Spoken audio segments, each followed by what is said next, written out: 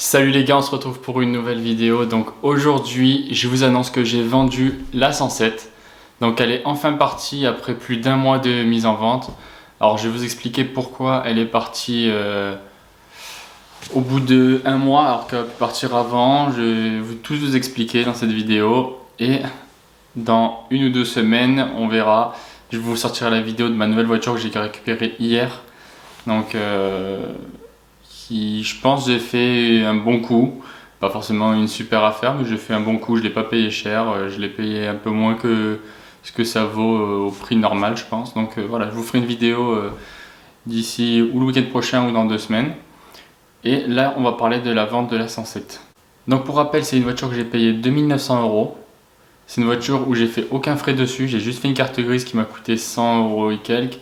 Donc on va dire, on va arrondir, j'en ai eu pour 3000 € voiture carte grise.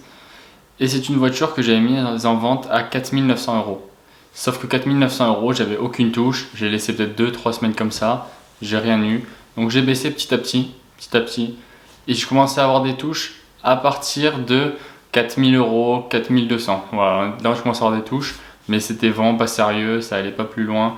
Et quand je l'ai descendu en dessous des 4000 €, donc je suis passé à 3900 €, là j'ai commencé à avoir des gens qui venaient la voir, mais toujours des gens qui viennent, qui l'essayent, qui parlent un peu du prix. Donc moi j'étais ouvert à négocier, ouais, j'étais pas fermé.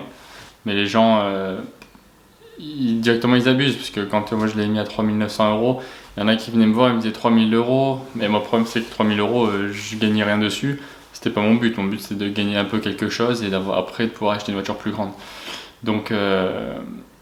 Donc non, ça s'est pas fait à 3900. Donc petit à petit, en fait, je baissais petit à petit le prix jusqu'à là où vendredi dernier, je l'ai mis à 3700 €. Et j'ai une personne qui m'a contacté le samedi qui directement m'a dit je peux venir dans 20 minutes voir la voiture. Donc j'ai dit ok, 20 minutes, moi j'étais là. La personne est venue, ils ont vu la voiture, c'était pour leur enfant.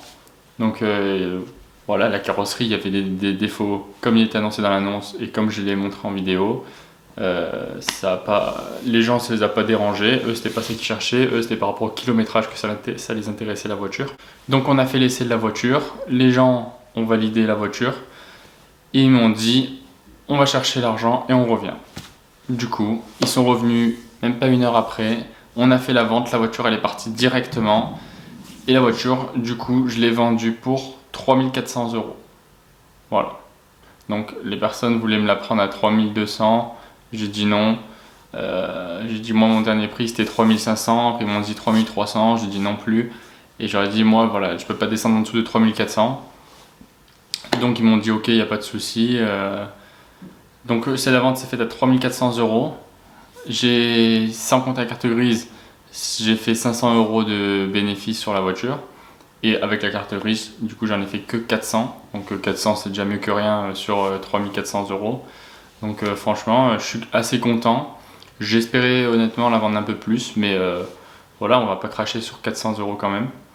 Donc voilà, c'est une vente qui s'est bien passée. Bon, elle a mis un peu de temps, j'aurais pu descendre directement le prix plus bas, et bon, je l'ai pas fait en pensant que mon prix était bon quand il était un peu plus haut. Mais bon, avec la carrosserie, on peut se rendre compte que c'était pas vraiment le prix qu'elle valait. Donc voilà, la voiture s'est vendue 3400 €. Et là, je suis reparti sur une voiture. Je vous dis juste un indice, je l'ai payé 2490 €. Je l'ai acheté à un professionnel avec contrôle technique logiquement qui a été fait, enfin logique qui a été fait. La révision a été faite, la courroie elle a été faite en 2019, donc ouais, j'ai encore un peu de temps. Entretien nickel, l'intérieur nickel.